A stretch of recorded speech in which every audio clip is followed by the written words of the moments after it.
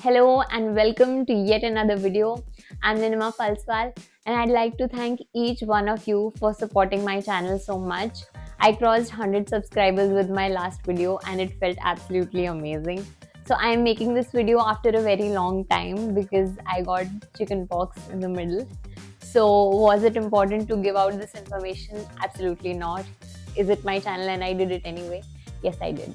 So moving on, in today's video, I'm going to be talking in a lot of depth about the actuarial exam. So this video is going to help everyone who is planning to give actuarial exams but isn't quite sure of the contents of each of the exams. So I will try breaking each of these exams down into their subject matter. So a lot of the times we keep hearing that actuarial science is all about maths, statistics, economics, and it is, if you ask me, it is a lot of that. But going into detail of every exam, this video is going to help you decode each of these exams, that what exactly as a part of maths, stats and eco are these exams about.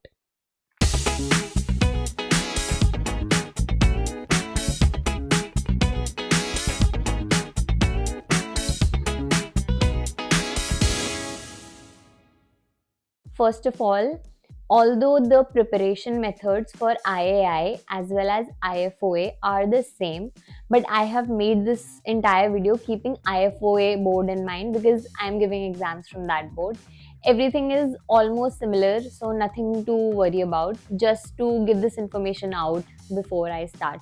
The only difference between IAI and IFOA, which I feel is the duration, like the time period when the exams are conducted for both these boards.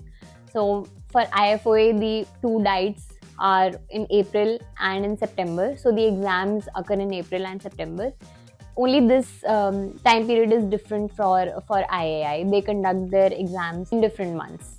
The second thing that I'd like you to note is that all IFOA exams are currently being conducted online, and you might notice further into the video that I keep mentioning that this particular exam requires you to give two papers, like a set of two papers in order to clear that exam. So one of those paper would be a theoretical exam and the other one would be a practical one. Theoretical exam would mean that you still have to give that exam online on Word, whereas the practical exam would be an extension of that theoretical exam just on a software, say Excel or R, which again we will talk about later in this video. But just to be clear, all of the exams are being conducted online. None of the IFOA exams are being conducted offline as of now. Having cleared those two things, let's get into the video. So first of all, we are going to be talking about the core principal exams, and in total, as we know, there are 7 of them, and we'll talk about each one of them in detail.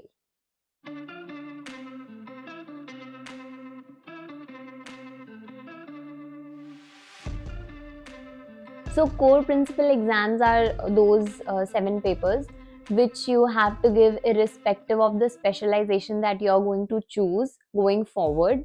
So these are the papers which you need, which everyone appears for. And these papers can be divided into 3 broad categories. One is statistics, the other one is mathematics, and the third one is business. So the statistics one we call the CS series, then there is CM series for the maths area, and then there is CB series for the business area. So we'll start by talking about CS series.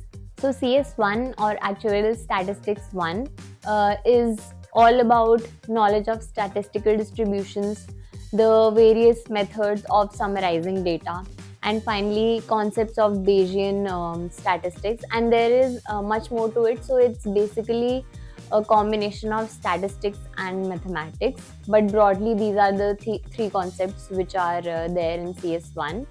There are two sets of paper that you need to give, CS1A and CS1B.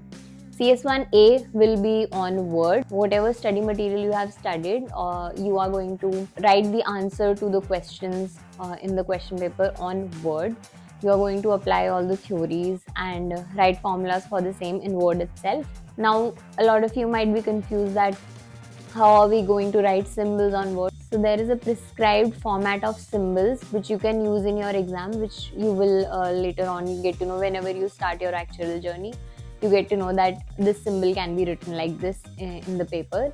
Then there is CS1B, which is also an extension of the same paper. So what you have to do is you have to use a software called R, where you have to code your answers. Like all the statistical distributions are already set in that software. So whatever answer you need to give, you need to code that in R.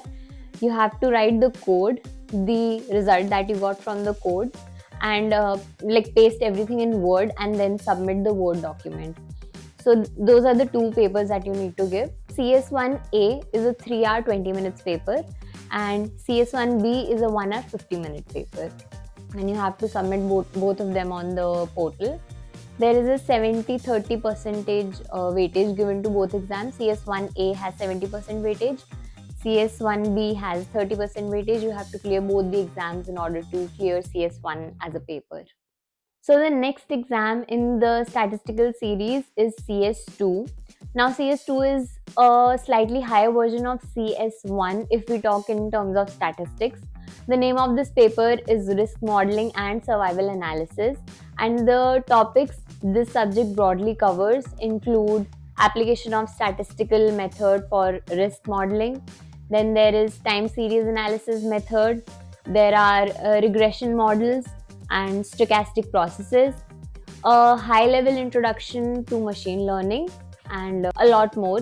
So I have given a broad overview of all the topics that this subject covers. There are obviously a lot more.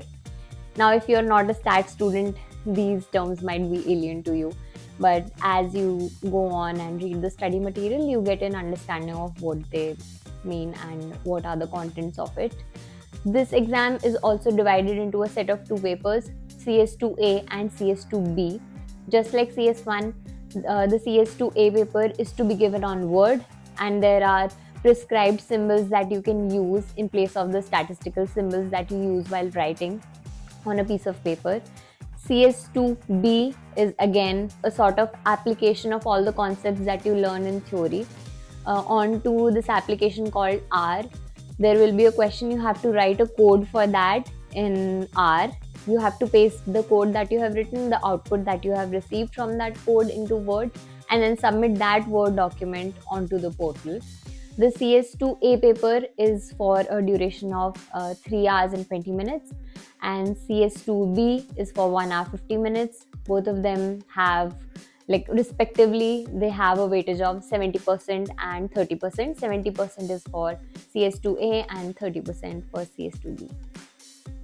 Coming to the actual mathematical bit of these exams, there are two exams that fall into this category, CM1 and CM2. CM1, or Actuarial Mathematics 1, consists of concepts relating to basic principles of actuarial modeling. Then there are application of deterministic models to financial products. And then there are theories on interest rates, mathematical techniques to model and value cash flows. And then there are concepts on mortality, morbidity, and survival. So the later part of this exam is very closely related to life insurance, is what I found. And then just like CS1 and CS2, CM1 is also divided into a set of two papers, CM1A and CM1B. CM1A again has to be written on Word, and there are prescribed symbols which you can use while writing your paper, just like you did on pen and paper. Then CM1B, now instead of being on R, is on Excel. They will provide you an Excel sheet along with the question paper. You have to write all your formulas, solve all of the questions in Excel itself, and then submit that same sheet to the portal. The weightage also remains the same, 70% to CM1A and 30% to CM1B. You have to clear both those exams in order to clear CM1.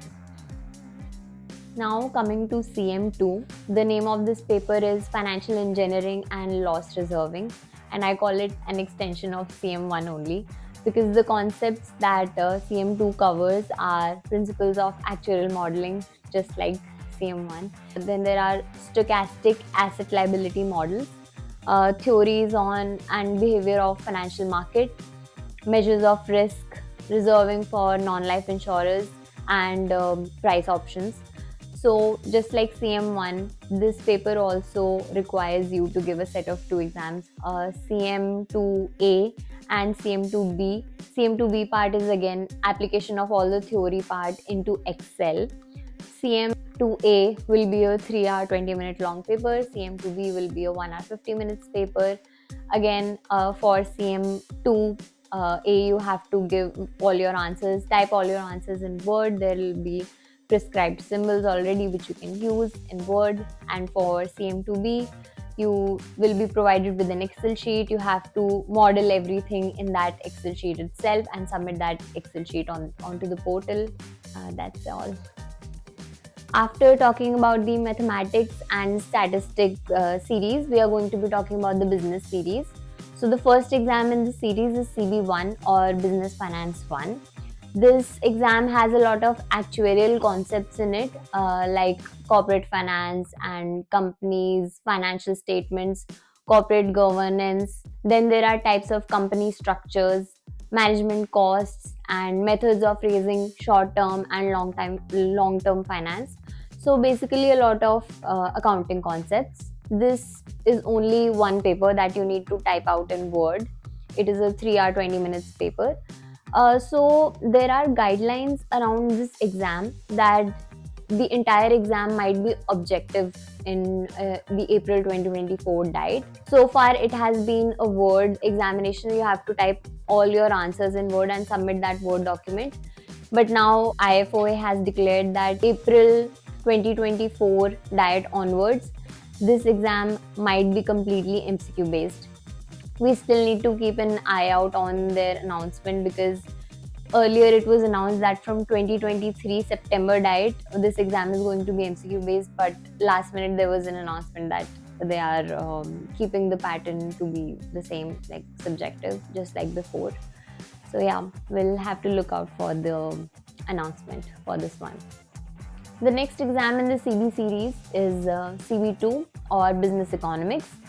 As its name suggests, it is an economics-based examination. So it has all the micro as well as macro concepts into it, like single markets, market prices determination, economic systems, unemployment, inflation, etc. So all the economic concepts are there in this paper. It is only one paper that you need to give, type out in Word and submit that Word document. 3-hour 20 minutes long paper. However, just like CB1, there were guidelines that this paper might be completely objective or MCQ based from April 2024. So we are going to have to keep an eye out for IFOA's announcement on this one as well. So the next and the final exam in the CB series is CB3 or Business Management.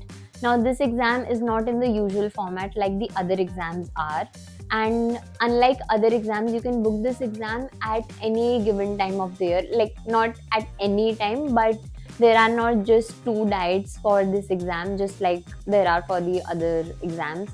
So instead of booking your exam for just April and September, you can book them for various other months as well. So the process of giving this exam can be divided into three broad categories. So first of all, you have to clear stage 1 professionalism course in order to book CB3. So even before you get started with CB3, there is an exam on IFOA's portal which you need to give before giving CB3. Once you have given that, you can book CB3. CB3 can be divided into three broad parts. First of all, there is going to be a study material which is not like the usual study material. It is a more interactive one. So you have to go through that study material, and simultaneously you have to take part in the online discussion that will happen on an online portal. You will have a group of 6 to 10 people in your group discussion. there is going to be a scenario material provided to you for the entire group. You will be the senior management of a company, and you'll have to take decision based on the market situation, which will again be provided to you in the scenario material. You have to take calls on the scenario material. You have to give your opinion about what steps need to be taken by the company, and then after you have discussed everything, you have to fill out that scenario paper and submit it based on the decisions that you took on in one particular week. The next week you get the results that this is your company's position right now based on the decisions that you took last week. Now you have to take more decisions in order to either better the situation of your company or keep it the way it is. So this is only one part. The second part is that after you have completed your discussion, there is going to be a workbook submission date. Now this workbook is also going to be very specific to the study material that you read. So you have to fill out all the answers in that workbook and submit it on the specified date. The third part of the exam comes a little later. After this 6 weeks process is over, you have completed your discussion, you have submitted your workbook, there is going to be a final test. You have to give that online test, and only then, if you clear that test, for which I think you get more than one attempts, only then will you be clearing CB3. So a very important thing to note down in this exam are the deadlines. You cannot miss any of the deadlines, and you have to actively take part in the group discussion each week. You have to submit your workbook before the deadline, and you have to give the first attempt of your final paper as soon as possible so that you can increase your number of attempts, because there is a limited time frame within which you can give another attempt, and there is also a gap that you cannot give your second attempt before these number of weeks. So a very important thing to note for this exam is to keep an eye out on the deadlines.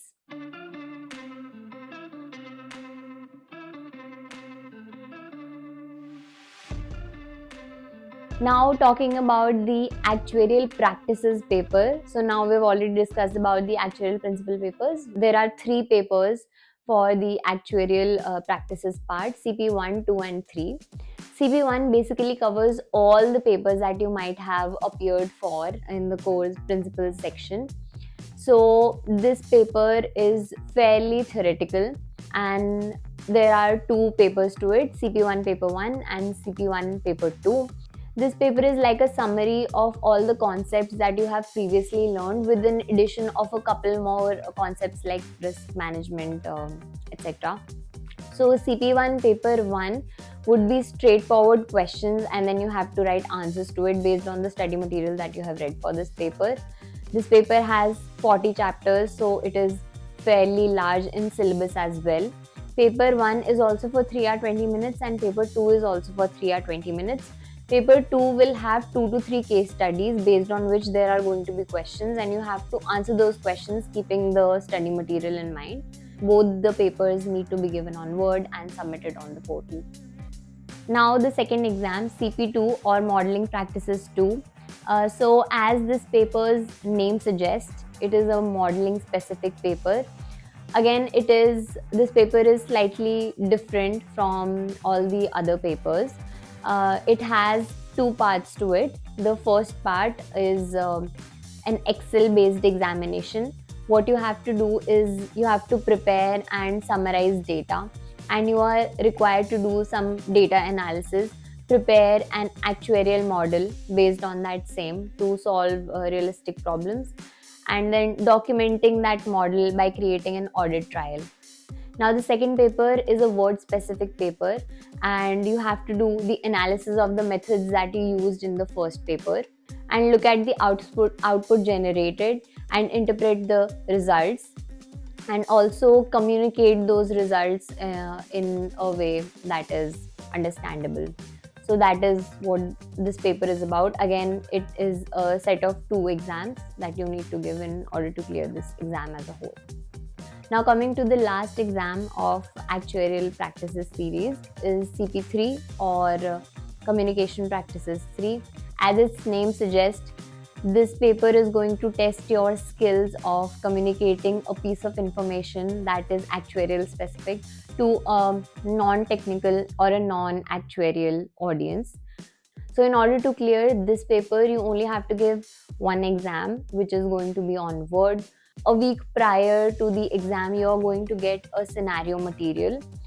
You need to analyze that scenario material. On the day of the exam, there is going to be a question which will ask you to convey everything that was there on the scenario material onto a communication paper. This paper is going to be for a non-technical or a non-actuarial audience. So a couple of things that you will have to keep in mind is to omit the information that is not required, that is not necessary according to the question, to avoid any jargons that are used in that scenario material, to use the correct order or the correct sequence that makes sense to the audience, that is more understandable, and to only use the graphical representation which is absolutely required to convey the message that the question needs you to convey. Again, this is not a paper which is in a regular format. It is a 3 hour 5 minutes paper, and you only need to give one exam for this paper.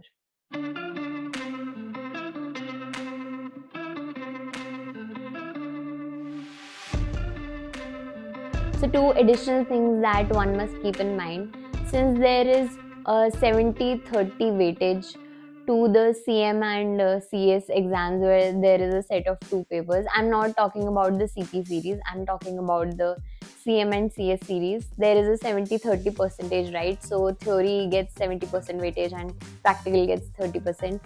Even though in exam the theory part consists more weightage, but in real life when you go into the actuarial profession, the more attention that you pay to the second exam, the more it is going to help you while working. Because as an actuarial analyst, I can tell you, most of the time we only use the concepts that we learned in the practical part in real life. So whatever modeling that we did during our exams, we use those concepts while working. So it is very important that we pay attention to the practical part, and oftentimes it happens that many of the students clear the theoretical exam but they fail the technical or the practical one, which leads them to failing the exam as a whole. The second thing that might come into your mind is how to procure the study material for these exams. So there are many ways. First of all, the most legit way is that you can buy your study material from IFOA's website. The second way is that there are a lot of unauthorized websites on the internet from where you can get the study material. Or the third way is that you can ask a colleague who recently gave a paper that you are planning to sit for in the next diet. Because the syllabus is not changed a lot over the years, and it is a good idea to keep an eye out on any additions or omissions to the syllabus if there are any announcements from IFOA that this particular part from this syllabus has been deleted or added on. So it is always a good idea to keep an eye out for any such announcements. And then if you are someone who takes coaching, then coaching institutes provide you with the study material. So yeah, these are a couple of ways by which you can procure your study material. Alright guys, that was it for this video. In the next video, I am planning to give out information on the specializations available at your disposal in case you are planning to opt for actuarial as a career option. There are a lot of specializations which get missed out, and there are only a couple popular ones which are known to people, and a lot of them which get left out because not many people opt for them. So we can talk about that and how to get there. Then we can talk about a very popular topic, that whether one should take coaching or not. Third, recently IFOA revised its fee structure, so we can get into a little bit detail of the fee structure as well. In case you like this video, please do leave a like and subscribe to my channel if you already haven't. Click on the bell icon to never miss an update. I have also given my Instagram handle in case you'd like to connect with me. Please do leave comments, suggestions, any questions that you might have. I'm also planning to experiment with this channel a little bit, but I've reserved that experiment for the later part of this year. We'll see how that goes. Stay tuned on my channel to find out what that new content is going to be. I took a lot of retakes of this video because of technical issues. So please do engage with this video. Apart from that, have a very good year. Happy New Year, everyone. Take care. Bye bye.